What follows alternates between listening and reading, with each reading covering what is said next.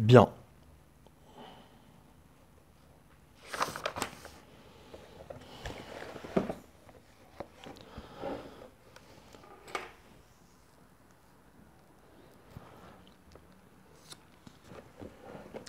Alors, désolé de vous avoir fait attendre.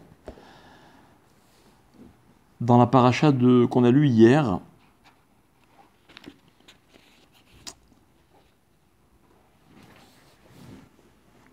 avant l'affrontement entre Yaakov et Esav,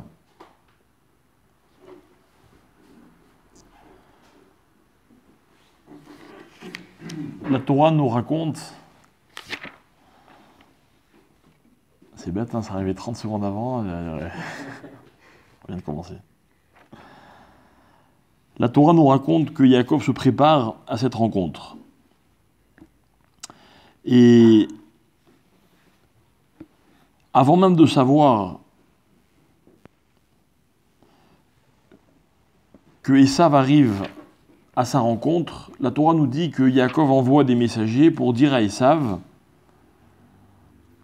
Kotomrun ladoni le Esav, vous direz ainsi à Esav, Koamar avdecha Yaakov, ainsi a dit Yaakov ton serviteur, Im lavan garti vaechar ad ata.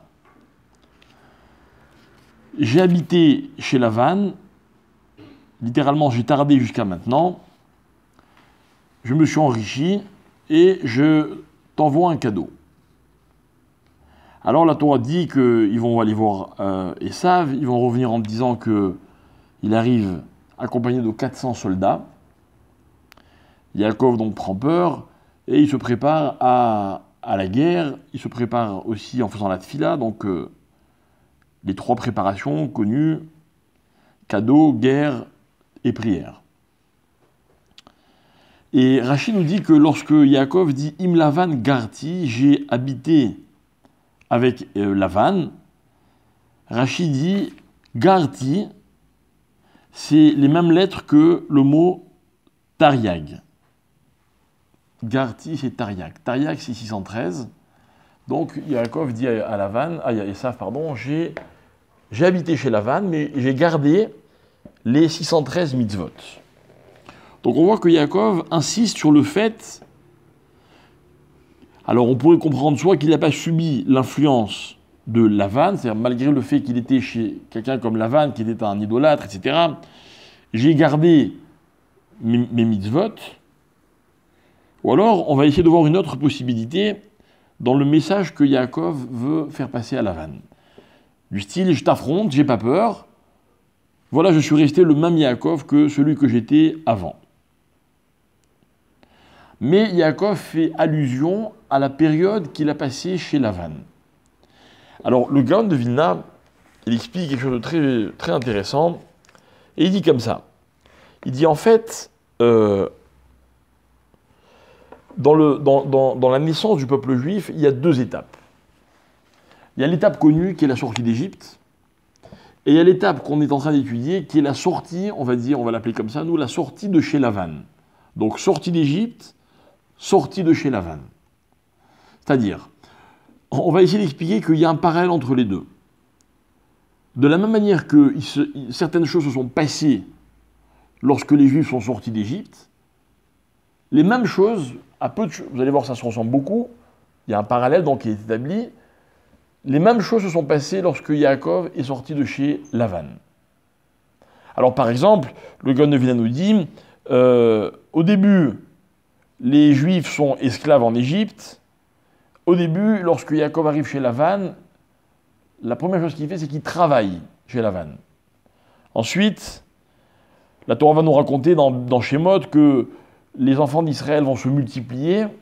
Yaakov aussi, on nous raconte qu'il épouse Léa puis Rachel, et puis il va avoir donc une grande famille, beaucoup d'enfants. Et enfin, lorsque les Juifs sortent d'Égypte, ils sortent avec précipitation. Rappelez-vous l'histoire de la matzah qui n'a pas monté, etc. Et également, Yaakov, on l'a vu dans la paracha de la semaine dernière, de Vayetse, Yaakov se sauve, il fuit Lavan. Alors, il y a un parallèle entre la sortie d'Égypte et la sortie de chez Lavan. Nous, ce qui nous intéressera dans ce parallèle, c'est non pas l'état d'esprit ou les circonstances, ce qui va nous intéresser, c'est le fait que le peuple juif va émerger de l'Égypte. Vous allez comprendre ce que je veux dire dans un instant.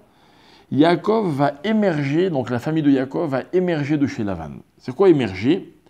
Émerger, c'est-à-dire que l'Égypte est un contexte, ok? Ce contexte, on va le définir très brièvement parce que notre sujet, c'est pas l'Égypte, mais c'est Lavan. Et de ce contexte, de l'Égypte, sort le peuple juif. Quand je dis sort, ça veut dire quoi? Ça veut dire que la naissance de quelque chose, comme d'ailleurs la naissance d'un enfant, c'est un élément qui provient d'un autre élément. Vous savez que quand une maman met au monde un enfant, il y a un moment où l'enfant n'existe pas. D'accord? Et la maman, elle crée l'enfant. Alors évidemment avec le père. Mais c'est-à-dire qu'à l'intérieur de la mère, il y a une création, d'accord, qui va se dérouler d'abord par une gestation, puis après une naissance. Mais c'est-à-dire qu'en fait, il y a une naissance qui vient de rien. Ok, rappelez-vous, un thème qu'on avait déjà étudié ensemble, le yesh me'ayin, l'existence qui vient du néant. Une chose n'existe pas, et puis au bout d'un moment, elle existe. Et de façon générale, l'existence qui est créée, donc c'est très important de bien le saisir, ce que je vais vous dire, vient d'un autre élément. Ça veut dire, je suis en train de vous dire comme ça, que de la même manière que l'enfant sans la mère ne peut pas exister, ok, le peuple juif sans l'Égypte n'aurait pas pu exister. Et on va nous dire, par exemple, rappelez-vous cette idée que vous avez sûrement étudiée, en tout cas dans nos cours, on en a déjà parlé plusieurs fois. L'un des fondements une idée qui est très connue, c'est le Homer, la Tsura, etc. Donc c'est ces deux éléments qui se complètent et qui se détachent, et l'un va donner naissance à l'autre. L'un va donner naissance à l'autre. Alors en fait, nous, ce qu'on va essayer d'expliquer, c'est que Lavan, le personnage, ok, va permettre à Yaakov d'exister. Si il n'y avait pas eu Lavan, il n'y aurait pas eu Yaakov. Ok? Très bien.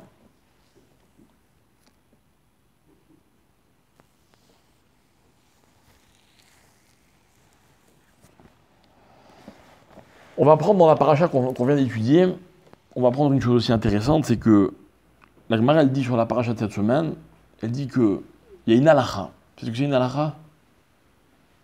C'est quoi une halakha? Ouais, ça je sais que vous savez traduire. C'est quoi une loi? Une obligation. C'est une obligation, quoi encore? Ouais. C'est quoi une règle? Une règle, c'est une chose de laquelle on ne peut pas bouger. Une règle, c'est une vérité. Ok? Si je vous dis que, par exemple, il faut faire ceci, c'est la règle, vous pouvez être d'accord, pas d'accord, comprendre, pas comprendre, la règle, c'est la règle. De façon générale, c'est ça une halakha. Est-ce que j'ai le droit de... Non, j'ai pas le droit. Ah, pourquoi? D'abord, tu n'as pas le droit. Après, si on discute. Quand vous demandez à quelqu'un, ou à un rav, quelle est la halakha dans ce cas, normalement, vous devez accepter de mettre en application que vous compreniez ou pas. C'est ça, halakha. La Gemara dit halakha, Esav sonnait les Yaakov. C'est ce que ça veut dire? Esav déteste Yaakov. Et la Gemara va dire que c'est une halakha, c'est-à-dire que c'est quelque chose qui ne va jamais changer. Jamais changer. Quelles que soient les civilisations qu'on va rencontrer, dans lesquelles on va se retrouver. Le principe de base, c'est qu'on n'est pas aimé par les autres civilisations. Pourquoi? Pourquoi Hachem il a fait que Esav, le Goy, il est sonné le Israël, le Juif? Ça veut dire, je voudrais qu'on comprenne que si le peuple juif a subi les exils, avec tout ce que ça peut impliquer, avec toutes les souffrances qu'il y a eu dans les exils, il y a une raison à cela. Cette haine-là, elle a une raison d'être. Ok? La raison d'être, c'est que il va y avoir une émergence, c'est-à-dire que le peuple juif va sortir de cette relation qui existe entre lui et Esav. On va voir que dans la paracha qu'on a lue hier, finalement, la rencontre entre Yaakov et Esav ne va pas se passer si mal. Ils vont s'embrasser, spontanément ou pas, affectueusement ou pas. Et voilà qu'il y a même un miracle. Au bout d'un moment, Esav dit à Yaakov, viens, on marche ensemble. Et Yaakov dit, non, c'est pas possible. Moi, j'ai des petits-enfants, toi, tu n'as que des grands-enfants. On ne peut pas marcher ensemble. Yaakov ne peut pas marcher avec Esav. Pourquoi? Parce que Yaakov, avec Esav, ne peut pas être Yaakov. C'est impossible. Parce qu'il faut que Yaakov se sépare d'Esav. Comme Israël est sorti d'Égypte. Comme Yaakov a fui Lavan. Cette séparation des données, des éléments, elle est capitale. On a toujours appris, nous, que la création du monde, ce qu'elle nous enseigne, entre autres règles, entre autres halakha, on va dire, c'est que Hachem y crée une chose avec son contraire. C'est-à-dire que du contraire, j'apprends l'élément. Dieu crée la lumière et l'obscurité. La lumière est lumière parce qu'il y a aussi obscurité. S'il n'y avait que de la lumière, on ne pourrait pas comprendre ce que c'est lumière. Pareil pour l'obscurité. Pareil pour tout ce que Hachem va créer. Avec le meilleur exemple, rappelez-vous, la création de l'homme, Hachem crée l'homme unique, et bien je dis non, c'est pas possible, là aussi il faut qu'il y ait un contraire. Alors Hachem, il crée la femme. L'un définit l'autre. Ok? Donc, Yaakov, il se définit par rapport à cette animosité que Esav ressent à son égard. Ok? La paix avec les nations, c'est possible? Ça laisse dubitatif. On n'y croit pas tellement. Pourquoi? Parce que c'est une règle. Halakha shonele Yaakov. Parce que le jour où Esav aime Yaakov ou Yaakov aime Esav, on n'a plus tout à fait ni Yaakov ni Esav. Alors maintenant, dans ce qu'on nous on veut comprendre ce soir, c'est le contraste entre Yaakov et Lavan. Yaakov sort, fuit Lavan, donc Yaakov existe. Et pour bien exprimer cette notion, Yaakov dit à Esav, Im Lavan garti. J'ai habité chez Lavan. Ça veut dire quoi, j'ai habité chez Lavan? J'ai accompli les mitzvot, même si j'étais chez Lavan. Je ne me suis pas mélangé à Lavan. Ok? Maintenant.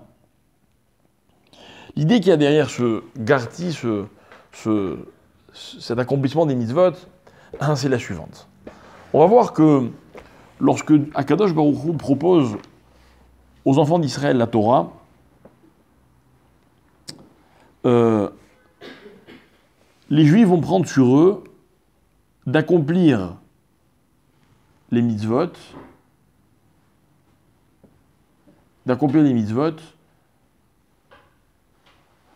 de la façon la plus désintéressée possible. Hachem leur dit, vous la voulez? Si vous la voulez, tant mieux, sinon je vous enterre tous sur place. Ils disent, oh, c'est pas la peine de menacer. Non seulement on la veut ta Torah, mais en plus, naaseh venishma. On fera et on comprendra après. Ok? Faire et comprendre après, ça veut dire quoi? Il faut comprendre ou il ne faut pas comprendre?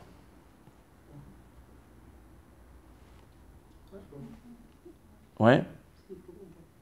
Le problème, c'est que, est-ce qu'il faut d'abord faire ou d'abord comprendre? Il faut d'abord faire, et puis après, si on comprend, tant mieux. Mais est-ce qu'on peut... Hein? Est-ce qu'on comprend pas, tant pis. Mais est-ce qu'on peut comprendre sans faire? Ouais. Non, parce qu'il faut être mis en situation pour. Comment? Il faut être mis face à la situation pour pouvoir commencer à réfléchir peut-être sur. Mais ça veut dire quoi concrètement? Intellectuellement, c'est pas possible de comprendre si on n'a pas fait? On peut savoir sans faire, sans comprendre. J'ai pas compris. On peut savoir. C'est compliqué la phrase. On peut savoir sans faire. On peut savoir ce qu'il faut faire. C'est pas pour ça qu'on. Ça veut dire si on comprenait, on ferait pas la vera, par exemple. Non mais. On peut savoir la halakha. Ouais. C'est pas pour ça qu'on fait forcément. Donc c'est qu'on n'a pas compris. Non, c'est pas ça ma question. Ma question, c'est pas si tu as compris, qu'est-ce que tu fais. On peut pas faire sans comprendre. Ma question, c'est est-ce que tu peux comprendre sans faire? Si, mais si. On doit faire sans comprendre. Parce qu'on a dit naase venishma. On fera et on comprendra. Ma question, c'est pas sur faire. Faire, on doit faire, il n'y a pas le choix. Ma question, c'est que comment on peut comprendre une chose? Alors, a priori, lorsque les Juifs prennent l'engagement de naase venishma, ça veut dire quoi? C'est pas seulement... Non, on ne s'arrête pas à la compréhension de celui qui comprend, même s'il ne fait pas. Nous, ce qu'on veut, c'est comprendre. Tout le monde aime comprendre, n'est-ce pas? Mais on admet que pour comprendre, il faut d'abord faire. Alors, qui a dit qu'on pouvait comprendre sans faire? Peut-être. Mais tu peux jamais aussi bien comprendre que si tu as fait. Ok? C'est-à-dire que si moi, demain maintenant, je veux essayer de convaincre quelqu'un, je sais pas moi, de faire Shabbat. Il ne fait pas Shabbat et je veux le convaincre. C'est difficile, Shabbat. Donc, il va me demander, mais pourquoi faire Shabbat? Pourquoi manger kasher? C'est quoi l'intérêt? Et moi, je veux dire, tu sais, je peux t'expliquer. Je peux t'expliquer. Moi, je peux t'expliquer parce que moi, j'ai fait. Mais tant que tu n'as pas fait, tu ne peux pas comprendre. Ça vous convient? Tu ne peux pas comprendre à 100% en tout cas. Tu peux peut-être comprendre à 70%, mais tu ne peux pas réellement comprendre à 100%. Ah, ouais, mais moi, je suis de ceux qui pensent que ou on comprend complètement, ou on n'a pas compris. Quand tu écoutes un cours, je ne parle pas d'un cours de Torah. Un cours de Torah, c'est un peu plus compliqué. Mais je ne sais pas, moi, un cours de maths, tu peux comprendre 70%? 70%, tu n'as pas compris le cours. À la fin, dans ton exercice, tu vas avoir 30% d'erreurs. C'est ça comprendre. C'est-à-dire que moi, je ne peux pas être malhonnête. Je ne peux pas dire à quelqu'un, viens, je t'explique 70%, puis après tu fais. Moi, je vais lui dire à la personne, écoute, ce que je vais t'expliquer, je ne sais pas ce que tu vas comprendre, mais pour moi, ça s'appelle ne rien comprendre. Par contre, si tu fais, un jour, tu peux comprendre. C'est-à-dire que moi, ce qui m'intéresse, c'est que on est beaucoup plus exigeant sur la compréhension quand on dit naase venishma que quand on dit nishma venaase. Quelqu'un qui me dit, moi, si je comprends, je fais. C'est quelqu'un pour moi qui ne cherche pas à comprendre. Donc en fait, il veut ni comprendre, ni faire. Quelqu'un qui me dit, moi, je veux bien comprendre, mais j'accepte que pour comprendre, il faut d'abord que je le fasse sans comprendre. Celui-là, il veut vraiment comprendre. C'est difficile de faire quelque chose si on ne comprend pas. Ouais. Si on ne connaît pas la raison. Mais je suis tout à fait d'accord. Mais c'est encore plus difficile de comprendre quand on ne fait pas. Tu acceptes ça? Non? Il faut que tu fasses pour comprendre ce que je dis. Non mais vas-y, essaie de me convaincre. Moi, je suis quelqu'un qui ne fait pas Shabbat. Et je te demande de m'expliquer Shabbat. Tu peux expliquer Shabbat, je t'en prie. Est-ce que tu peux expliquer à quelqu'un que le vrai repos, c'est de passer des heures et des heures à table, d'aller à la synagogue, de ne pas prendre la voiture, de ne pas prendre l'ascenseur, de ne pas porter. C'est ça le repos. Il ne veut pas comprendre une chose pareille. Ainsi, je te dis que c'est mieux de manger cachère. Tu peux comprendre que c'est... Qu'est-ce qu'il y a de mieux à manger cachère? Vous parlez de Chok, vous parlez... Je parle pas de Chok, je parle des mitzvot qui sont expliqués dans la Torah. Chok, c'est encore un autre problème.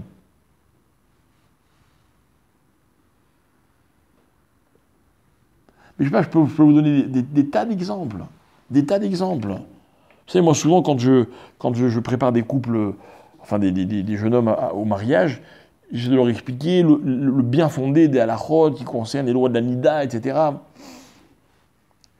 Les gens, ils sont ouverts, ils veulent comprendre, ils acceptent, mais ils ne peuvent pas comprendre à 100%. Pas possible. C'est pas possible de comprendre.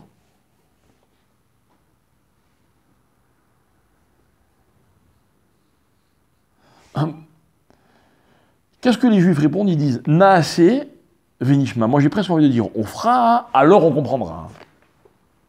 Mais il ne faut pas croire qu'on est mévater sur le nishma. Au contraire. Au contraire, j'ai presque envie de dire que c'est malhonnête intellectuellement que de dire « Je veux d'abord comprendre ».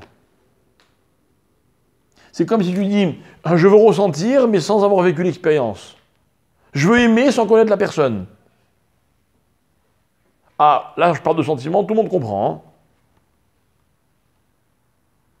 Ah, mais quand je parle d'honnêteté intellectuelle, ça veut dire quoi? C'est comprendre la chose jusqu'au bout. Or, pour comprendre la chose jusqu'au bout, il faut la vivre. Ah, et c'est quoi la vraie dimension? Écoutez bien. La vraie dimension, c'est que dans la vie, hein, quand on comprend, ok, on ne s'engage pas. Quelqu'un qui me dit « je suis prêt à faire si je comprends », c'est quelqu'un qui n'est pas prêt à s'engager. Moi, j'ai raconté des dizaines de fois, une fois, il y a une dame en plein cours qui me dit « moi, hein, si vous m'expliquez pourquoi il faut se couvrir la tête, demain matin, je me couvre la tête. Non, tout de suite, je me couvre la tête. » Je lui dis « madame, ne vous couvrez pas la tête. Je vous ai rien demandé, moi. » Mais ça ne marche pas comme ça dans la vie. Si vous n'êtes pas prête à vous engager, mais si je vous trouve une bonne raison, moi j'explique un intérêt, vous êtes prêt à le faire. C'est comme pour tout dans la vie. Ah, c'est déjà un bon début déjà. On dit Mitor chez l'Olishma, bah, l'Ishma ça veut dire pour l'instant on va la faire, dès qu'on a compris on fait, peut-être pour une mauvaise raison, parce que ça on a un intérêt, et après ça va venir parce qu'on kiffe. Voilà, on va faire Shabbat parce qu'on a intérêt à faire Shabbat, et puis on va commencer à kiffer Shabbat, on le fera pas à cause de l'intérêt, on le fera parce qu'on kiffe Shabbat. Très bien. Je suis d'accord avec toi, que d'abord dans la vie, il faut d'abord rentrer dans une mitzvah avec intérêt, ce qu'on a expliqué dans un cours il n'y a pas longtemps, et puis après on la fera sans intérêt. Ok, l'intérêt c'est un exemple dans ce cas-là. Mais quelqu'un qui veut d'abord comprendre, hein, c'est-à-dire que d'abord il veut se situer par rapport à l'action, et puis après il est prêt à passer à l'action. Bah, c'est pas juif ça. Pourquoi c'est pas juif? Parce que le juif il fait d'abord après comprendre. Pourquoi? Parce que c'est comme ça. C'est ce qu'on a dit. Ah non, mais moi je vais expliquer la différence. Je vais expliquer la différence avant de dire que c'est juste juif ou pas juif. Pourquoi c'est juif? Alors moi ce que je suis en train de vous expliquer c'est quoi? C'est que quelqu'un qui est prêt à faire sans comprendre. Hein, en français ça s'appelle qu'il est prêt à s'engager. Je m'engage. Hein, par exemple, puisqu'on parle de sentiment, on a donné l'exemple du sentiment. Toujours pareil. Toujours pareil. Quand on aime quelqu'un, on a le droit de comprendre ce qu'il veut pour faire ce qu'il veut. Quelqu'un qui dit à une personne qu'il aime, si tu m'expliques, je te le fais. Il dit non, j'ai envie, mais je ne peux pas t'expliquer. Qu'est-ce que vous faites? Tu m'expliques pas, je te débrouille-toi. On vous verra avec vos enfants. On vous verra. L'enfant qui vous dit qu'il ne peut pas expliquer pourquoi, mais il a envie de quelque chose, ou il a mal quelque part. Vous lui dites d'abord, explique-moi ce que tu as, et après on va chez le médecin. Vous lui dites comme ça? C'est ridicule. C'est le contraire. Pourquoi? Parce que comme on aime, on s'engage. Sinon, c'est pas de l'amour. Donc nous, ce qui est intéressant, c'est quoi? C'est que quand on a dit Hachem Naasé, Naasé, c'est un engagement. C'est trop facile de faire quand on comprend. Qui n'est pas prêt à faire quand il a compris? Les gens qui comprennent et qui font pas. Il y a des gens qui Il y a des- Il y a des difficultés. Mais ceux-là, ils ont un problème. Ils ont un problème. Ou alors ils sont méchants, ou alors ils sont fous. il y a des mitzvot qui Ah, mais il y a des mitzvot qui sont plus compliquées et qui ne sont pas forcément faciles à faire. On a Ouais. compris, mais. Même nous, on a compris. Ah, pourquoi les juifs, ils ont choisi les méthodes faciles? Non, pas du tout, mais. Alors? Chacun son niveau, chacun son niveau après. Ouais. Mais j'ai pas de problème. Mais il faut appeler les choses telles qu'elles sont. Quelqu'un qui n'est pas prêt à s'engager, c'est-à-dire à faire sans comprendre, il a un certain niveau, d'accord? Mais le vrai niveau, c'est quoi? C'est vrai, bien sûr. C'est quoi? C'est d'être prêt à s'engager. Mais pourquoi je vous donne l'exemple du sentiment? Parce que le sentiment, c'est quelque chose qui nous parle à tous. Vous épouseriez, vous, quelqu'un qui vous dirait, écoute, je te fais tout ce que tu veux, mais seulement si je comprends. Si je suis pas d'accord, je te fais pas. Est-ce qu'on peut bâtir une relation sur ça? Ça veut rien dire. Donc vous pourriez dire à cette personne de ma part, ah, donc tu n'es pas prêt à t'engager. Bon, on se marie pas, quoi. Et bien avec Hachem, c'est la même chose. Nous, qu'est-ce qu'on a dit à Hachem quand on a dit Naasé-Mishma? On lui a dit, on s'engage. Et en plus, ce qu'on va gagner, c'est qu'on va vraiment comprendre les choses. Parce que finalement, quand dans la vie, quand on ne s'engage pas, on ne peut pas comprendre.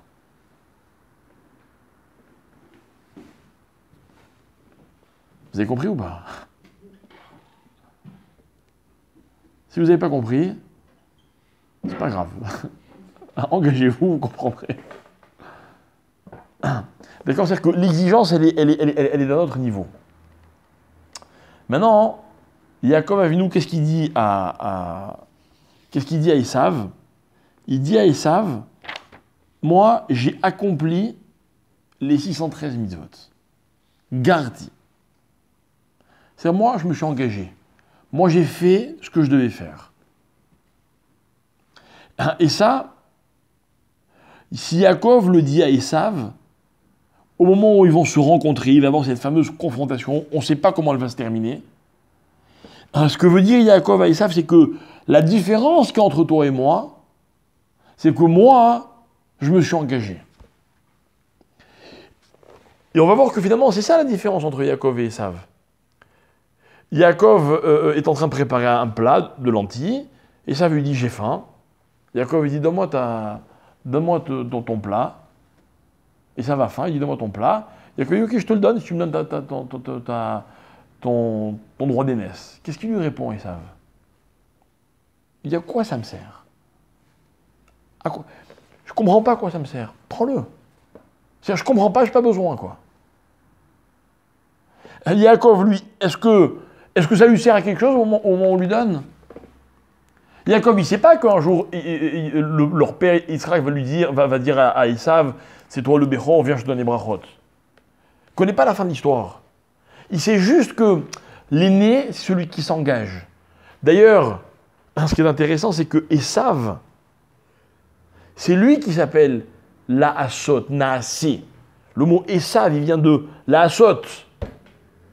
C'est lui qu'on a nommé de cette façon parce que c'était lui qui aurait dû avoir cette mida, ce génie-là. Mais seulement, il ne l'a pas voulu. Donc en fait, dans cette fameuse rencontre qui va avoir lieu, Yaakov dit, sache une chose, c'est que les circonstances, les conditions n'ont pas changé. N'ont pas changé. Vous avez compris ce que c'est la diplomatie? Yaakov, il propose des cadeaux à son frère. C'est quoi des cadeaux? C'est quoi être diplomate? Imaginez deux pays qui veulent faire soi-disant, qui veulent faire la paix. C'est quoi? C'est un qui dit alors bon, ok, c'est toi qui as raison, je te donne tout ce que tu veux. Non. Non. Je t'explique, voilà qui je suis. Tu veux, on fait la paix. Mais si tu n'acceptes pas ce que je suis, on ne peut pas faire la paix. Vous imaginez, moi, juif, faire la paix avec quelqu'un qui ne veut pas accepter que je sois juif? C'est pas une paix. C'est tout le contraire. C'est moi, j'existe pas. Hein. Toi, tu existes. Et on va essayer de s'arranger. Ah, ça veut rien dire. Maintenant, la question, c'est la suivante. Comment un homme existe? Est-ce qu'il existe à travers ce qu'il fait ou est-ce qu'un homme existe à travers ce qu'il comprend? Vous savez que moi, je n'ai jamais été très philosophe. Je n'ai rien contre la philosophie, mais contre les philosophes. Non, c'est-à-dire que, franchement, on existe grâce à ce que l'on comprend. Sur quoi on juge l'homme? Ah, et pourquoi pas sur ce qu'il a compris? Parce que s'il a compris, il n'a pas fait. Eh ben, Il n'a pas mis en application ce qu'il a compris. s'il a compris ce qu'il n'a pas fait, alors quoi? Non, mais finis la phrase. Donc quoi? Il a fait des choses, mais il n'a pas appliqué. Donc, il aurait mieux valu que quoi? Il applique. Enfin, qu'il fasse, et ensuite il cherche à comprendre. Non, mais il n'a pas appliqué, donc il aurait mieux valu qu'il ne comprenne pas. Donc en fait, qui on préfère? Entre deux qui font pas, qui on préfère? Celui qui a compris ou celui qui n'a pas compris? C'est devenu un défaut de comprendre, vous avez compris? C'est terrible. On ne peut pas juger un homme sur ce qu'il a compris. Maintenant, s'il a compris et qu'il a fait, ah oui, là je suis d'accord, j'ai rien à dire. Mais celui qui met la compréhension comme une condition, il a un problème. Il a un problème, pourquoi? Parce qu'il voudrait exister grâce à sa compréhension des choses. Et ça, c'est pas possible. Et ça, c'est pas la Torah. C'est-à-dire qu'on n'a rien contre la compréhension. Au contraire. Au contraire. Vous savez ce que font les Juifs engagés? Ils passent leur temps à essayer de comprendre. mais pas le contraire. Pas le contraire. Quand vous allez avoir des enfants, si Dieu veut, pour ceux qui n'en ont pas encore, vous allez d'abord leur expliquer ou d'abord leur faire les choses? Je ne parle même pas de Torah, tout. Est-ce que vous allez dire d'abord à un enfant, c'est chaud, ou d'abord, brûle-toi? Non, il y a un jour où vous allez lui dire, brûle-toi. Parce que vous allez comprendre qu'il n'a pas capté ce que c'est chaud et froid. Mais justement, pour ne pas qu'il se brûle grave, ok, vous allez d'abord l'empêcher de se brûler. Pourtant, au début, il ne comprend pas. Vous savez le nombre de fois que vous allez dire à un enfant, attention, traverser la route, c'est très dangereux. Vous voulez que je vous dise? Au début, il ne comprend rien, l'enfant. Il faut des années pour comprendre que c'est dangereux. Et si un enfant traverse la route alors que c'est dangereux, qu'est-ce qu'on lui fait? On le gronde. On le gronde. On veut qu'il sache que c'est dangereux, même s'il n'est pas capable de comprendre que c'est dangereux. On veut qu'un enfant sache qu'on doit dire merci. Il ne sait pas ce que c'est la politesse. Il est tout petit, le pauvre.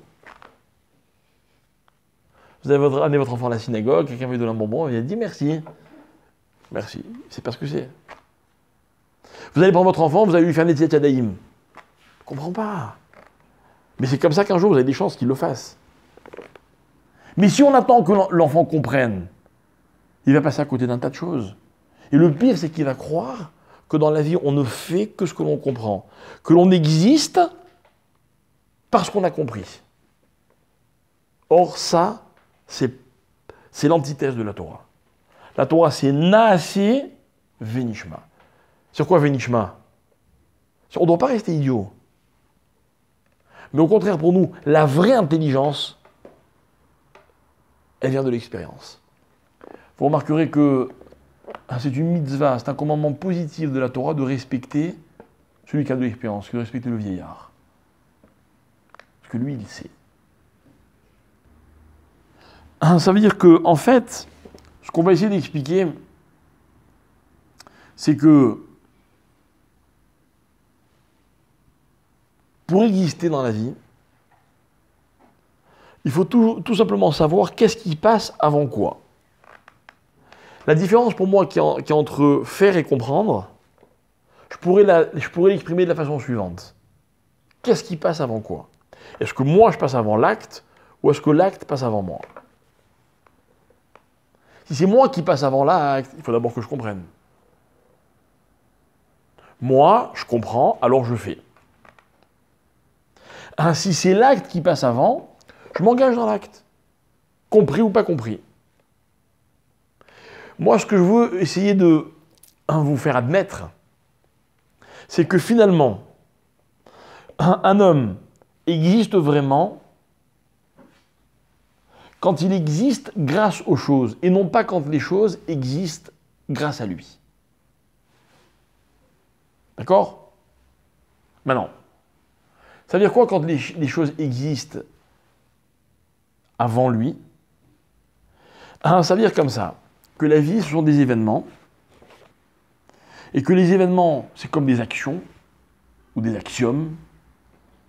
C'est des choses qu'on peut conjuguer avec le verbe faire.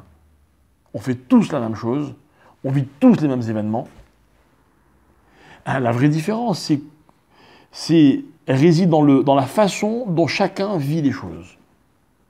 Il y a un événement, ok, comment vous le vivez et comment moi je le vis. Et puis vous entendez les gens qui discutent entre eux. Il fait froid, hein? Non, il ne fait pas si froid. Il fait froid ou il fait pas froid? Il y a une température, c'est la même pour tout le monde. Mais il y a une différence fondamentale. Comment chacun vit cette température? Si je peux me permettre de donner un exemple, tout ce qu'il y a de plus bête, mais qui est un vrai exemple. Il y a une guerre ou un attentat. C'est un événement, n'est-ce pas? En quoi l'événement il est différent chez chacun? Chacun décide comment il vit cet événement. Ok? Alors moi, je vais partir du principe que le juif, il vit l'événement. L'événement, il s'impose à lui. Maintenant, chacun va décider de la façon dont il vit l'événement, c'est-à-dire le contenu qu'il donne à la chose. Alors qu'à l'inverse, si la compréhension, elle était la condition sine qua non à tout le reste, eh bien, il se trouverait que dans ma vie, quand j'arrive dans une situation que je ne comprends pas, je deviens une victime. Encore une fois, enfin, encore une différence, si vous voulez. Celui qui place la compréhension avant tout, tant qu'il comprend, ça se passe bien. Le jour où il ne comprend plus qu'est-ce qui se passe, il est perdu. Il devient victime. Or, partant du principe que dans la vie, il est impossible de tout comprendre, celui qui place la compréhension au-dessus de tout le reste, un jour, il devient victime. Un jour, il subit. Un jour, il n'est plus maître de la situation. Quelqu'un qui place les faits en priorité, et à l'intérieur des faits, qui sont des espaces vides, c'est lui qui les remplit, c'est lui qui leur donne leur dimension, il n'est jamais victime, c'est lui qui maîtrise la situation quoi qu'il arrive. Ouais. Comment? Je peux donner un exemple. Dieu préserve la maladie. Ok? Vous n'avez pas deux malades qui ont eu la maladie de la même façon. La maladie, elle est une fatalité ou elle n'est pas une fatalité? Je ne parle pas maintenant de guérison. Je parle dans la période que dure la maladie. Une maladie, elle va durer 1 mois, 2 mois, peu importe. Est-ce que la maladie, c'est une fatalité ou pas? Est-ce qu'un malade est victime de sa maladie ou il n'est pas victime de sa maladie? Je dis la maladie, ça peut être n'importe quelle épreuve de la vie. Ça peut être n'importe quelle expérience, même si elle est positive. Même si elle est positive. Vous avez des gens, par exemple, qui se marient, ils sont victimes de leur mariage. Ils sont complètement dépassés par la situation. Ils ne maîtrisent rien. Vous avez des gens, non, ils vivent une joie, ok. Puis c'est eux qui maîtrisent. C'est-à-dire que l'événement, il est là. C'est une coquille. Mais ce qui définit un événement, c'est la façon dont moi je décide de le vivre. Résultat, autour de vous, ouvrez les yeux, vous verrez, il y a des gens qui subissent tout ce qui leur arrive. Tout. Vous avez des gens par exemple qui se plaignent toujours. Toujours. Pas longtemps, je parlais avec un ami, bientôt, il se marie. Ah ouais, purée, c'est compliqué, c'est des galères, c'est difficile. Alors évidemment, c'est difficile. Il n'a pas d'argent, il n'a pas le temps, il n'a pas ceci, il n'a pas cela. L'autre, sa fiancée, elle veut ceci, lui veut cela. C'est une galère. Tout est une galère. Et de l'autre côté, vous avez des gens à l'opposé. Ils ont des épreuves. Bon, ok. Vous avez l'impression que tout est sous contrôle. C'est pas qu'ils savent comment ça va terminer, mais ils contrôlent la situation. D'accord? C'est cette idée que je veux essayer de vous faire passer. Cette idée, c'est Yaakov Avinu. Yaakov, vous remarquerez une chose. Dans la paracha qu'on a lue hier, il est attaqué par 2 personnes. Esav, avec 400 soldats, a priori, il n'a aucune chance. Et dans un premier temps, parce que c'est dans le sens inverse, un ange s'attaque à lui. Un malach. Qu'est-ce que c'est un ange? Un ange, c'est une force qui n'a rien à voir avec celle d'un humain. Et la Torah dit, elle vient et il s'attaque physiquement à lui, ils se battent. Comment on peut tenir? Il tient jusqu'au matin, dit la Torah. C'est-à-dire que 2 fois, il a des ennemis qui sont beaucoup plus forts que lui. 2 fois, c'est qui le vainqueur? C'est Yaakov. C'est qui le vaincu? Il n'y en a pas. Vous comprenez? C'est-à-dire que la guerre, la bataille, c'est pas forcément qu'il y en a un qui gagne, un qui perd. Mais il y a un personnage dans cette paracha, dans ces 2 histoires, qui reste maître de la situation tout au long de l'événement.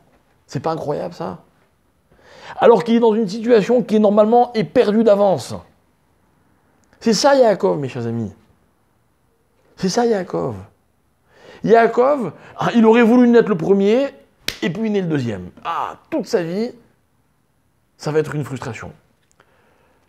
Peut-être pas toute sa vie, mais en tout cas, c'est comme ça que sa vie commence. Il s'appelle Yaakov parce qu'il tient le Ekev de son frère, parce qu'il aurait... je voulais sortir moi, et puis on l'a passé devant. Terrible. Terrible. Vous avez des gens qui sont amers toute leur vie pour bien moins que ça. Ce qu'il fait Yaakov, il ne se laisse pas abattre. Finalement, c'est Yaakov qui devient l'aîné, alors que c'est lui qui est dans le deuxième. C'est incroyable. C'est-à-dire que Yaakov, il n'a pas besoin d'être le premier pour être l'aîné. Si Yaakov avait été malade, il n'aurait pas eu besoin de guérir pour être en bonne santé. Vous avez compris ce que je viens de dire?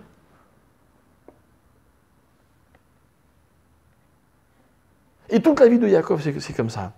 On a l'impression qu'il maîtrise rien. Il veut épouser une femme, puis se retrouve avec une autre. C'est incroyable.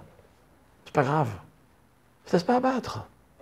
Il épouse la première. Il a des enfants avec la première. Il accepte la situation.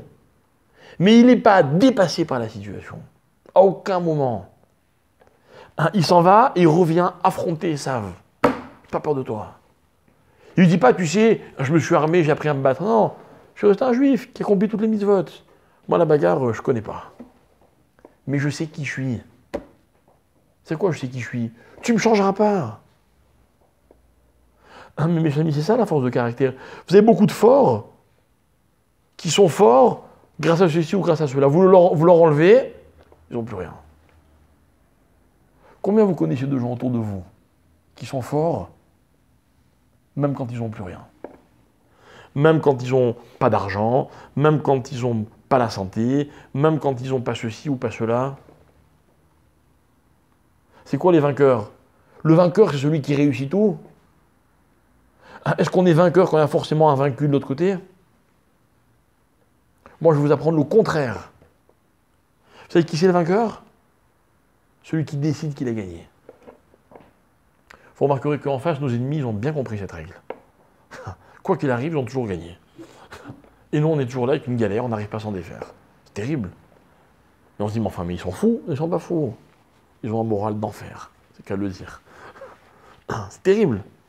Mais nous, il faut qu'on apprenne, parce que nous, cette trouna, cette qualité, Yaakov nous l'a enseigné. Alors moi, tout à l'heure, je vous ai expliqué que Yaakov, il est comme Israël. Israël sort de l'Égypte, Yaakov sort de chez Lavan. Et en fait, on va voir que Israël, dans la sortie d'Égypte, pourquoi la sortie d'Égypte, c'est un événement qui est tellement marquant? Pourquoi? Parce qu'on nous dit, ils sont arrivés à moins 49 degrés d'impureté, ils arrivent à plus 49 en quelques jours. C'est-à-dire quoi? C'est-à-dire qu'ils ont pris à contre-pied l'Égypte. Si je devais, en une phrase, définir ce qu'est Israël par rapport à l'Égypte, c'est ce que je dirais? Le contraire. Le contraire. Tout ce que l'Égypte a été, Israël a été le contraire. Et la force d'Israël, c'est que nous, on n'a jamais renié qu'on venait d'Égypte. Il n'y a pas une prière dans laquelle on ne dit pas en souvenir de la sortie d'Égypte. Il n'y a pas une mitzvah qu'on accomplit sans dire on l'accomplit en souvenir de la sortie. Ça veut dire quoi? On vient d'Égypte. On n'a jamais dit le contraire. Moi, j'ai jamais été offusqué que dans des synagogues, on puisse dire « Ah non, chez nous au Maroc, c'était différent. Ah non, chez nous en Algérie, c'était pas comme ça. » Et puis finalement, les Tunisiens qui viennent et qui disent « Ça m'a jamais offusqué. » Pourquoi? J'ai pas de problème. C'est bien que chacun se rappelle d'où il vient. Mais attention, hein. C'est pas parce que je viens du Maroc que je suis marocain. Ni un Ashkénaze ne peut pas dire « Je suis allemand. » Vous voyez? Mais par contre, je viens de là-bas. C'est quoi je viens? C'est quoi je sors de là-bas?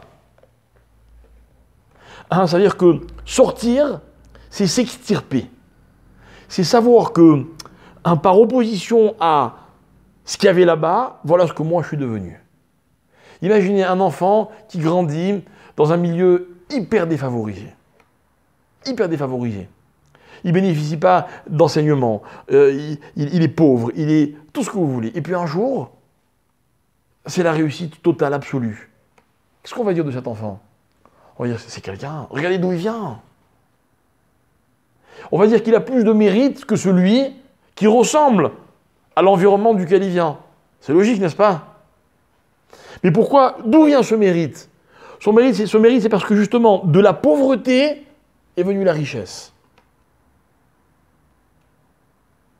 De l'ignorance est arrivée la connaissance. C'est ça le Baal Teshuvah. Pourquoi dans la Torah on donne tellement de mérite au Baal Teshuvah? Regardez d'où il vient, et regardez où il est arrivé. À l'autre, il n'a jamais fait Teshuvah, bon bah, c'est pas pareil quoi. Il n'a pas le même mérite. C'est quoi mérite? Le mérite, c'est pas que la difficulté. Le mérite, c'est de savoir apprendre d'une chose, l'optimiser et en faire quelque chose de positif. Donc nous, ce qu'on va essayer de comprendre, c'est qu'est-ce que Yaakov, il a appris de Lavan. Voilà ce qui m'intéresse. Alors l'idée, je vous l'ai dite, je vous l'ai exposée. Maintenant, je prends juste le petit point qui m'intéresse de cette histoire qui est entre ces deux hommes, Yaakov. D'un côté, l'homme hyper honnête, Yaakov, il incarne le Hémet. Et Lavan, c'est l'hyper menteur. Dès qu'il peut, il ment. Dès qu'il peut, il trompe. Vous vous rendez compte? Au lieu de donner une femme à son fils, il lui donne une autre. Enfin, il n'y a pas plus bel exemple dans la Torah, quoi. Dans la vie, je ne sais pas s'il y a un plus bel exemple. Et Yaakov, il dit à son frère, j'ai vécu chez Lavan, mais attention, voilà qui je suis resté. Qu'est-ce qu'il veut dire Yaakov par là? Alors, mes amis, l'idée, elle est très, moi, je l'adore, je la trouve très belle. On en a déjà parlé. Ok? On va en reparler. L'idée, c'est la suivante. Lavan, son prénom, c'est quoi? En français, comment on traduit Lavan? Blanc. Hein? Alors blanc, la question c'est de savoir, est-ce que blanc c'est une couleur ou est-ce que blanc ce n'est pas une couleur? Est-ce que blanc c'est une couleur en soi ou est-ce que blanc c'est l'absence de couleur? L'ensemble des couleurs. Comment? L'ensemble des couleurs aussi. Je crois pas que si tu mélanges toutes les couleurs, ça te donnera du blanc. Je pense pas. Je parle de blanc, c'est. Ni le blanc ni le noir sont des couleurs. Ouais, c'est pas des couleurs, le blanc et le noir, c'est des couleurs. Blanc et noir, c'est pas du tout. C'est bête, hein? Moi, je voulais que ce soit une couleur. Vous aimez le blanc? Ouais? Non? Ah, vous aimez pas le blanc? Non, vous si tu veux. Ouais. Mais comment vous pouvez aimer le blanc si c'est pas une couleur? Vous m'avez dit que c'est pas une couleur. Vous aimez quand il n'y a pas de couleur? C'est pas de couleur, c'est terne, quoi. Puis elle dit qu'elle aime pas le blanc, ça t'aime pas ma chemise, quoi. Ça me fait de la peine, hein. C'est vraiment. En plus, j'ai que des chemises blanches, moi. Vous n'aimez pas le blanc? Pourtant, le blanc, c'est clair. Hein? C'est magnifique, le blanc. Le blanc, c'est tout ce qui est pur, c'est la robe de marinée, c'est un talis, c'est quoi? C'est pas un zébré. Mais c'est une couleur ou c'est pas une couleur? C'est pas une couleur. Donc, tu aimes ce qu'il n'y a pas de couleur, quoi. Mais ça ressort par rapport à d'autres couleurs. Ça ressort par rapport à d'autres couleurs. Ça dépend quelle couleur. Par exemple, blanc sur jaune. Non. Alors, tu vois, donc, c'est relatif. Non, le blanc, c'est un concept qui est intéressant. Il faut absolument qu'on le... je vais vous dire, il faut qu'on sorte d'ici en étant tous d'accord. C'est une couleur et tout le monde l'aime. Ah, parce que celle qui a dit qu'il n'aimait pas le blanc, là, hein, toi là-bas, hein, le jour où tu vas mettre la plus belle robe de ta vie, elle sera quelle couleur?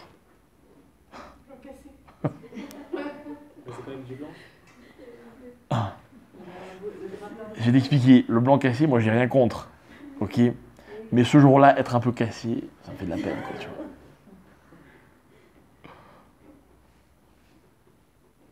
Ah, c'est-à-dire qu'en fait, tu veux que ce soit blanc, mais pas tout à fait, quoi. Mais blanc, tu veux quand même. Comme il dit Zidane, c'est blanc. Et pourquoi tu veux que ce soit blanc? Oublie le cassé maintenant. Pourquoi blanc? Pourquoi une mariée, elle a une robe blanche, par exemple? Il n'y a pas de tache. C'est pur, ouais. Il n'y a pas de tâche. Ça dépend à quelle heure, parce qu'au début de la soirée, je veux bien, mais en fin de soirée... Hein, mais pourquoi une mariée, elle a une robe blanche? La pureté. C'est la pureté, il n'y a pas encore de tache. Ah. Bon, admettons. Enfin, elle en rêve, quoi. Le blanc, en fait, le blanc, c'est la pureté. La pureté, c'est ce qui est immaculé, n'est-ce pas? Il n'y a rien d'autre, il n'y a que du blanc, quoi. Mais madame a dit que ce n'était pas une couleur, donc quelque part, c'est un peu dommage parce que, par exemple, Moi, j'avais envie de vous demander la chose de la façon suivante. Si vous deviez peindre la vie, hein, de quelle couleur vous voudriez qu'elle soit votre vie? Rose? Toute ta vie rose. Que du rose. Ouais. D'autres, il y a d'autres propositions? Coloré, mais pas bleu. Coloré mais pas blanc, hein? En couleur? Toutes les couleurs de l'arc-en-ciel. Blanc, sans orange, blanc. Blanc quoi? Qui sentit. Blanc qui scintille. Ouais, des vrais romantiques. Hein. T'as pas les mêmes réponses à tes livre.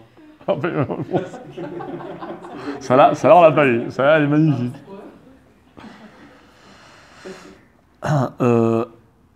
Et vous, par exemple, vous, si vous deviez vous peindre, si votre âme devait avoir une couleur, vous aimeriez quelle est quelle couleur?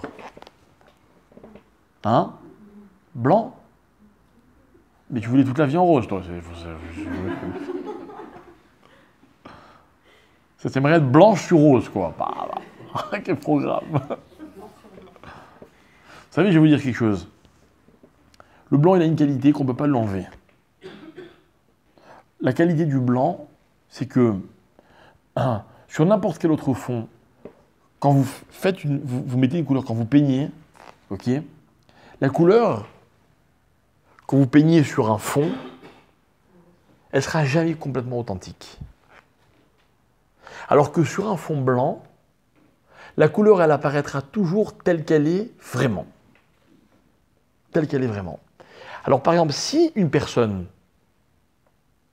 elle n'est pas blanche, c'est-à-dire que dans ses relations avec autrui, l'autre, sur le fond de cette personne-là, ne pourra jamais être authentique. Mais si quelqu'un est blanc, eh bien grâce à lui, les autres, ils apparaissent tels qu'ils sont vraiment. C'est un exemple, c'est lyrique, vous voyez ce que je veux dire, on n'est pas dans la réalité. Mais c'est pour vous expliquer les vertus du blanc. Le blanc, c'est magnifique. Le blanc, je refuse qu'on dise que ce n'est pas une couleur. Parce que c'est la couleur qui permet à toutes les autres d'exister. Si ça, ce n'est pas une couleur.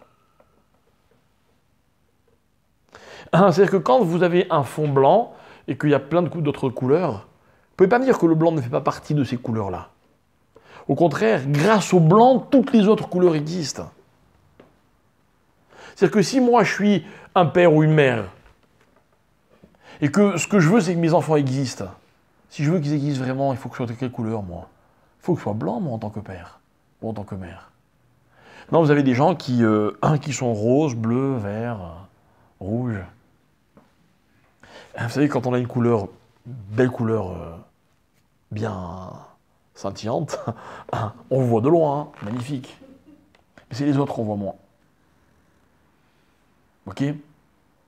La vie, quand on la peint, elle est peinte d'une certaine couleur, eh bien, tout ce que cette vie va contenir, ça va moins se voir.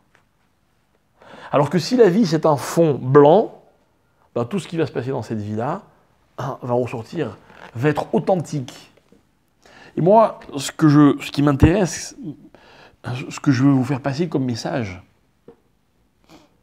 ce que vous êtes venu chercher ce soir, c'est une façon de vivre les événements de la vie authentiquement. C'est ça qui m'intéresse. Je veux vous aider à ce que chaque expérience de la vie soit authentique. Vous vous rappelez, un jour, je vous ai demandé quelle doit être la prière d'un malade. C'est quoi la prière? Quelle doit être la prière d'un malade? Qu'est-ce qu'il doit demander à Dieu? La guérison. Mais s'il guérit trop vite, c'est terrible. Parce que tu imagines un malade qui ne pense qu'à une chose, c'est à guérir, et puis un jour il a guéri. Tu te rends compte le temps qu'il a perdu pendant sa maladie? Vous aviez dit que il fallait demander à Hachem qu'on tire de... Il fallait demander à Hachem de ne pas avoir été malade pour rien. Voilà ce qu'il faut demander à Hachem. Guérir, c'est encore notre problème. Évidemment qu'on va demander à Hachem d'être en bonne santé, mais celui qui a été malade, il ne faut pas qu'il passe à côté de sa maladie. Il faut que la maladie elle soit comme une couleur sur du blanc. Il faut qu'elle ressorte. Quelqu'un qui a été malade, il ne faut plus jamais qu'il soit comme avant sa maladie. Sinon, bah, il a été malade pour rien. Et c'est pareil pour toutes les épreuves de la vie. Quand vous êtes venu à secours, j'espère que vous êtes venu en blanc. Parce que si vous ressortez de secours comme vous êtes rentré, ben même si j'ai rajouté une toute petite pellicule de couleur, dommage pour le temps que vous avez perdu. À attendre et à écouter. Non mais c'est vrai. En vrai, ça va pas de comprendre la maladie si on ne demande pas la guérison. Ça n'arrive vraiment pas comprendre. Je t'ai expliqué. Celui qui tombe malade, il est malade, c'est un fait. Il n'a pas voulu, mais il est tombé malade. Et que tout ce qui l'importe, c'est que cette maladie se termine et qu'elle s'en aille. Alors le jour où elle est partie, il s'est passé quoi? Une galère. Ce qui l'importe vraiment, c'est de guérir. Après, le fait qu'il est guéri et que. Eh ben, c'est exactement le contraire. D'abord, ce qui doit l'importer, c'est que cette expérience, elle ait eu un sens. Et puis après, évidemment, qu'il doit aussi penser à guérir. Il faut comprendre le sens à l'épreuve qu'on a. Il faut que ça passe en premier lieu. Pourquoi ça m'arrive? Tu veux que je te dise, si tu arrives à savoir pourquoi ça arrive, pas toi, hein. Si une personne elle arrive à comprendre pourquoi ça lui arrive, alors elle peut guérir. Mais si elle ne sait pas. Mais c'est normal, on ne peut pas passer l'épreuve sans le comprendre. Sans la comprendre. Ça veut dire que si on passe une épreuve, on essaye pas de comprendre, on essaye Hein? de se dire pourquoi ça nous arrive, alors évidemment on ne sortira jamais de ça. Ouais. Si on en sort, c'est vraiment un cadeau. Mais... Seulement, là, tu vois, quand on est assis confortablement dans une synagogue, au chaud, avec un blouson, et qu'on est en bonne santé, ce que tu dis, ça paraît logique. Mais celui qui est malade, dans son lit, et qui voit le monde continuer, lui, le pauvre, il est cloué dans son lit. Et ça dure des semaines, des fois des mois. Va lui dire, c'est pas grave de guérir. Non, mais la maladie, c'est un très haut niveau. C'est-à-dire, mais après, Ah oui, malheureusement, tu sais le nombre de gens qui sont malades ou qui l'ont été. Ah. Donc c'est quelque chose qui fait partie de la vie, quoi. Si, alors, on parle de la maladie, on parle pas De quoi? des épreuves. Mais toutes les épreuves. Mais après une épreuve, plus elle est grande, plus elle m'apporte. Plus elle est significative. Mais toutes les épreuves, c'est pareil. Pour toutes les épreuves, c'est pareil. Si demain je me fâche avec mon voisin, c'est une épreuve aussi. C'est une expérience qui est désagréable. Pourquoi ça m'est arrivé? Si tu ne sais pas comprendre pourquoi, ça sert à rien de lui demander pardon. Donc chacun a sa propre compréhension. Même dans Naas et Nishma, c'est pas une compréhension universelle. C'est une compréhension personnelle. C'est ce que j'ai dit. J'ai dit le Naasé, il est universel. Mais le Nishma, il va être original pour chacun. Mais ça, est-ce que vous m'accordez le fait que ce n'est possible que si le fond est blanc? C'est-à-dire que si la chose, elle existe par elle-même. Vous savez quoi? Je vous donne l'exemple inverse. Quelqu'un, demain, il gagne au loto. Il devient milliardaire du jour au lendemain. Hein? Est-ce qu'il se demande pourquoi ça lui est arrivé? Est-ce qu'il se dit, mais pourquoi j'ai mérité ça? Celui qui arrive sous sa roupa, il est fou amoureux ou folle amoureuse de celui avec qui il va se marier. Il se demande, mais Hachem, attends, je veux comprendre pourquoi ça m'arrive. Non, c'est dommage. C'est dommage. C'est-à-dire que c'est un événement parmi tant d'autres, quoi. Vous avez des gens, ils se marient, puis ils ont un enfant, puis la femme elle tombe enceinte, puis après l'enfant est né, c'est normal, quoi. Bah, c'est normal, il s'est marié, il y a des enfants. Merci pour les bonnes choses. Ah, mais remercier, c'est une chose. Mais remercier, c'est une chose. Tu veux que je dise ce que c'est remercier? Remercier, c'est exactement à l'inverse comme demander de guérir. C'est pareil. C'est bon, l'événement, il est là. Ok? On va passer à l'étape d'après, donc on te dit merci. Hein. Et tu verras que dans la même prière, tu vas déjà demander la suite. Mais est-ce qu'on s'arrête? Est-ce que l'expérience, elle est comme une couleur qui est peinte sur du blanc? Elle ressort. Est-ce qu'elle a un vrai sens? Alors moi, mon raisonnement, c'est le suivant. C'est que tout ce que je suis en train de vous dire depuis le début, c'est un même mécanisme, vous voyez, c'est un même processus. C'est-à-dire qu'il y a un espace, l'espace, il est vierge, il est vide. C'est moi qui le remplis. C'est moi qui décide quel est le sens de ce que je mérite, quel est le sens de ce qui m'arrive de bien, quel est le sens de ce qui m'arrive de moins bien. Vous avez des gens, quand ils ont une galère, ils veulent tout de suite savoir comment ça va se terminer. Alors, vous savez, comme quand on fait un cours sur le Mashiach, le succès qu'on peut avoir. Imaginez que moi, demain, je fais une conférence à Jérusalem, on fait une bonne pub. Hein. Vrai, pas ça. OK. Et on dit, on va faire un cours, voilà, Laura va dévoiler L'histoire de la fin des temps. Combien j'ai de monde? On ne peut pas la faire ici, impossible. Impossible. Parce que tout le monde veut savoir, bon, et après, l'étape d'après, il va se passer quoi? Alors imaginez maintenant, moi je viens au cours et je leur dis, mesdames et messieurs, c'est vous qui décidez de ce qui va se passer. Ils sont très déçus, les gens. Et pourtant, c'est pas vrai. C'est pas comme ça que ça va se passer. Si vous croyez que quand le Mashiach va venir, on va tous vivre la même chose? Non, mes chers amis. Chacun, il le vivra à sa façon. Pourquoi vous croyez que quand un khatan et une kala rentrent sous leur roupa, ils vivent tous la même chose, les khatanim et les kalot? Il n'y en a pas deux qui vivent la même histoire. Il n'y a pas deux jeunes hommes qui cherchent la même chose, et il n'y a pas deux jeunes filles qui cherchent la même chose. Le problème, c'est qu'il n'y a pas non plus une jeune fille et un jeune homme qui cherchent la même chose, mais ça, c'est un autre problème. Mais en même temps, c'est comme ça que la vie doit être. C'est sûr. C'est sûr. Moi, il m'est arrivé d'avoir assisté à des rencontres entre jeunes qui n'ont rien donné. Et pourtant, vous vous dites, mais ils étaient tellement faits l'un pour l'autre.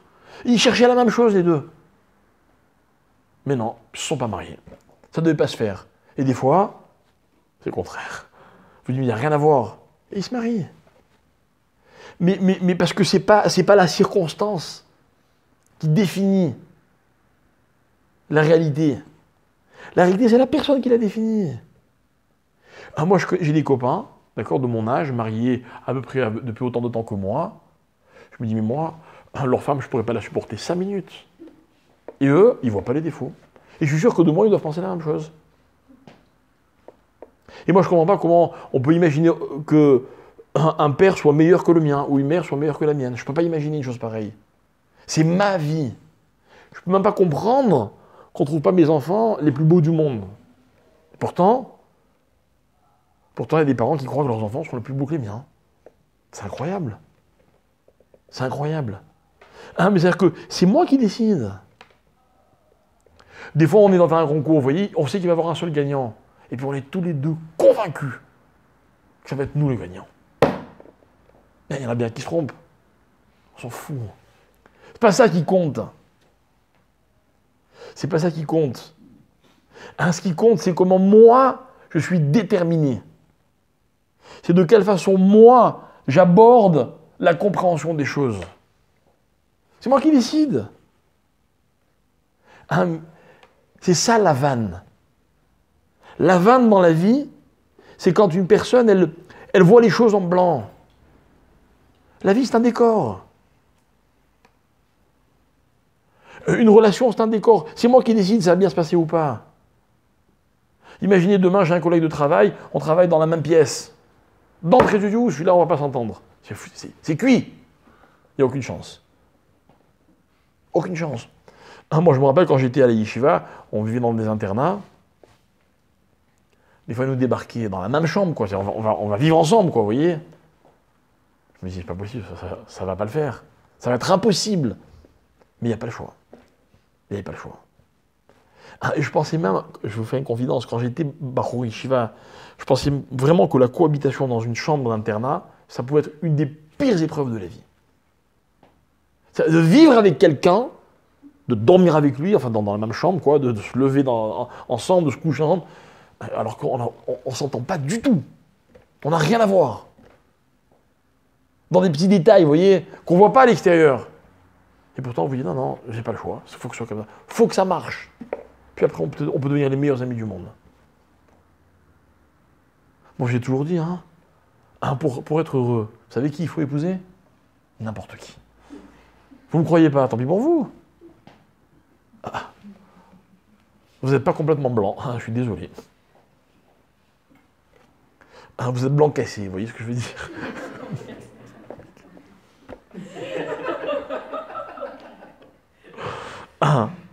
C'est ça la vie. Il n'y a que celui qui voit vraiment les choses en blanc, qui peut s'adapter à n'importe quelle situation. C'est lui qui décide. Il n'y a pas d'incompatibilité. Dans l'absolu, non. Tu sais ce qui est incompatible? C'est deux blancs cassés. Non mais je suis sérieux. Vous savez quoi? Si vous n'êtes pas complètement blanc, priez pour que l'autre le soit. Et là, ça pourra s'arranger. Non mais c'est vrai. Mais à partir du moment où on accepte les choses telles qu'elles sont dans la vie, tout est possible.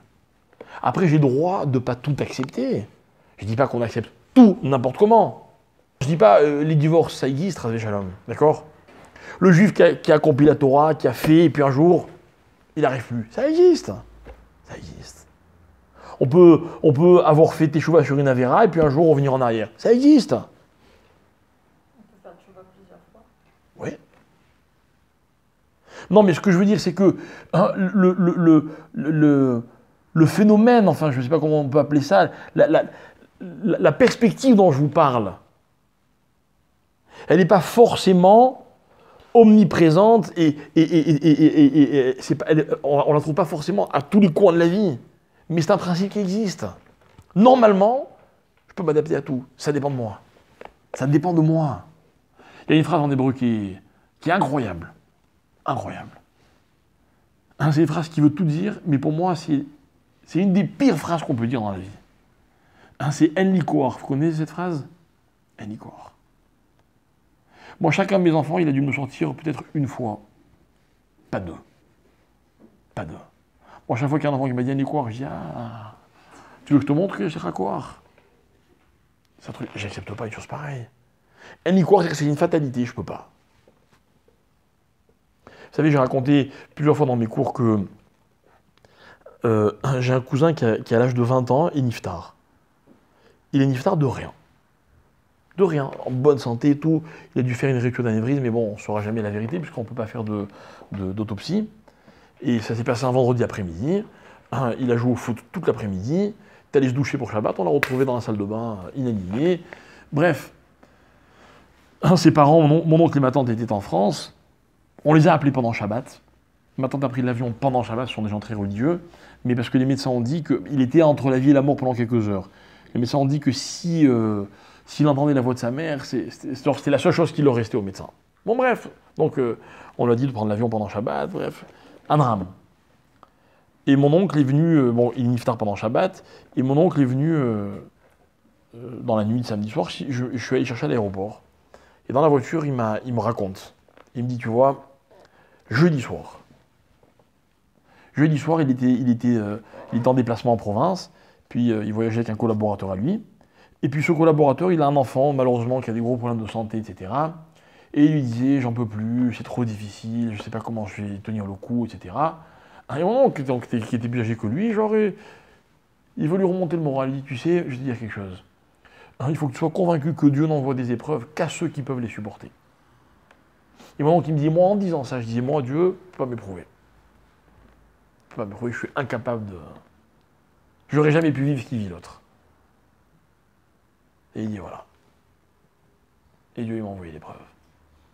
Et vous savez quoi? Il a supporté l'épreuve. C'est qu'il a supporté. C'est un traumatisme à vie. Okay, mais pour moi, il fait partie de ces personnes. Je ne l'ai jamais vu triste. Il n'a jamais sombré, et pourtant, Dieu sait si c'est un drame ce qu'il a vécu, que Dieu nous en préserve. Mais pour moi, il a vaincu cette épreuve. Il a vaincu. Une force, je ne sais pas d'où ça vient. C'est une décision.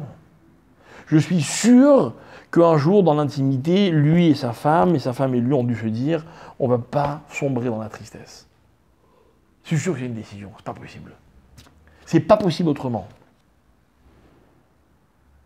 Mais vous avez des gens qui sombrent pour beaucoup moins que ça.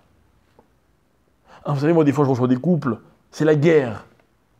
Quand ils me racontent leur guerre, j'ai envie de rigoler. J'ai envie de leur dire, mais c'est ça une guerre. Maintenant, je suis obligé de les prendre au sérieux, si je veux les aider à s'en sortir. Mais je me dis, mais enfin, c'est ça la guerre? Des ch'touillottes. Et on est tous comme ça. Des fois, on tombe tous dans le panneau de donner aux ch'touillottes une importance considérable. Des choses qui n'en valent pas la peine.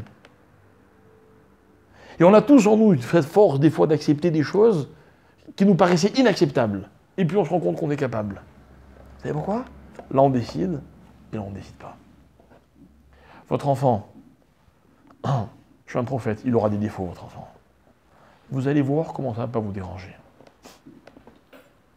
Vous allez décider de les accepter. Vos enfants, ils ne seront pas les plus beaux du monde, je suis désolé. Sauf pour vous, parce que vous allez le décider. Et puis c'est pareil pour tout. Si en vous mariant, vous déciderez d'être les plus heureux, vous serez les plus heureux. À n'importe quel prix. Mais il faut décider.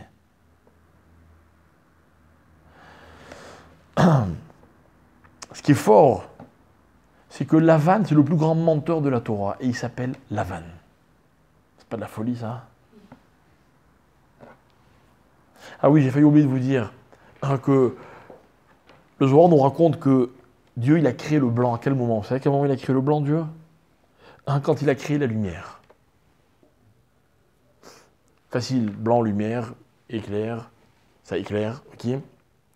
Mais le Zohar, il dit comme ça, il dit que lorsque Dieu a créé la lumière, vous savez quel est l'élément qui éclaire? C'est le feu, à l'origine. D'accord? Après, on a maîtrisé le feu, mais à la base, c'est du feu. Et le Zohar, il dit comme ça, il dit le feu, il a un côté noir et un côté blanc. C'est pour ça que Dieu, il a séparé la lumière de l'obscurité simultanément. Parce que le feu, il brûle, il détruit et il éclaire. Et il ne peut pas y avoir de lumière sans destruction. Parce que dans la vie, il n'y a pas de blanc sans noir. Et que dans la vie, c'est l'homme qui décide si le feu, il est là pour l'éclairer ou il est là pour brûler. Vous savez, moi, quand j'allume la lumière chez moi, je sais que ça consomme de l'énergie et qu'à la fin du mois, je vais avoir une note d'électricité. Mais je l'allume parce que ce feu m'éclaire. Je décide. Je ne pense pas à la facture d'électricité. Je connais des gens qui allument la mort dans l'âme. Je les plains. Mais vraiment, je les plains.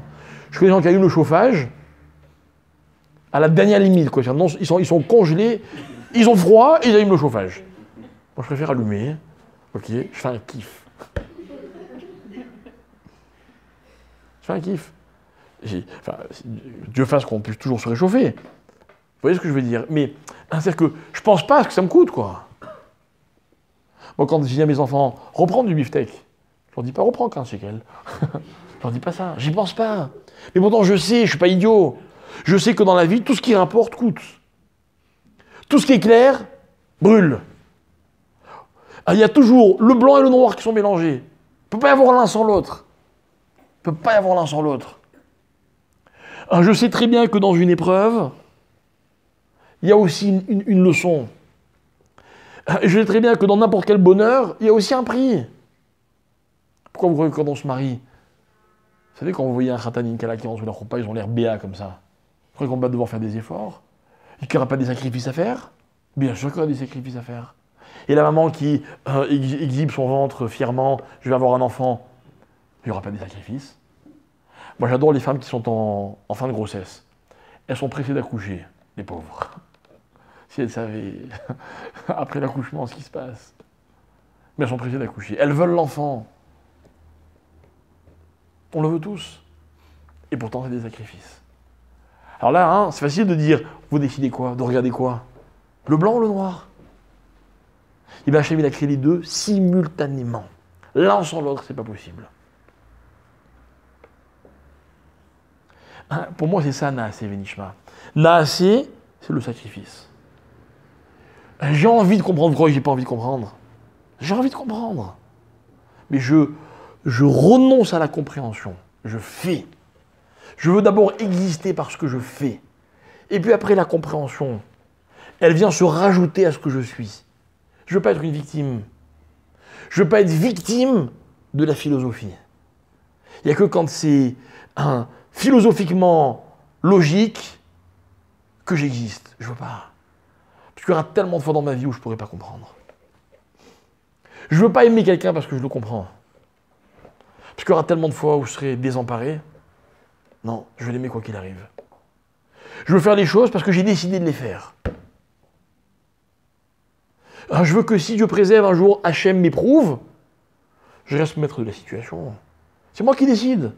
Qu'est-ce que cette épreuve, elle m'apporte? Je veux que si un jour Hachem me fait le plus grand cadeau possible imaginable, je veux rester maître de la situation. Pourquoi je mérite cette chose-là?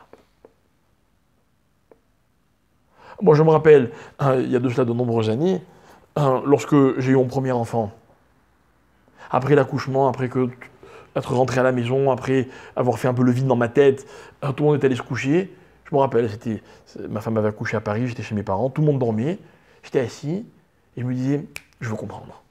Pourquoi ça m'arrive? C'est pas normal. C'est pas normal. Et je me disais, ah, qu'est-ce que je peux... Vous savez quoi? Je suis pas sûr de mériter. Qu'est-ce que je peux faire maintenant pour le mériter? Je veux pas. Je veux pas me laisser dépasser par les événements, il n'y a pas de raison. Ah, vous voyez, je veux être un fond blanc sur lequel les événements s'inscrivent de la façon la plus vraie possible.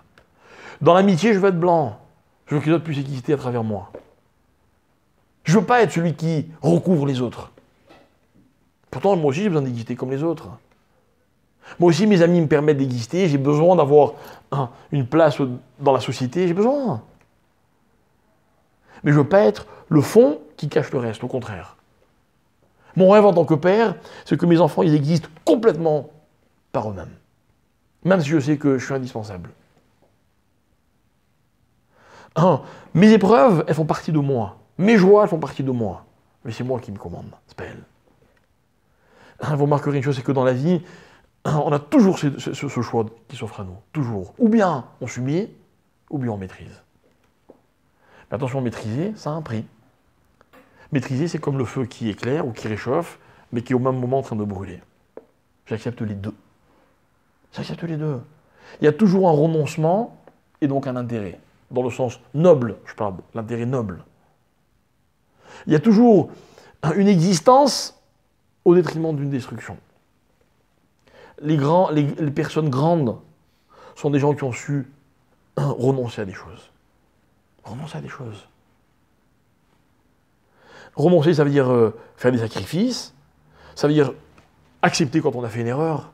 Ça aussi, c'est difficile. Ça veut dire investir les efforts qu'il faut là où il faut.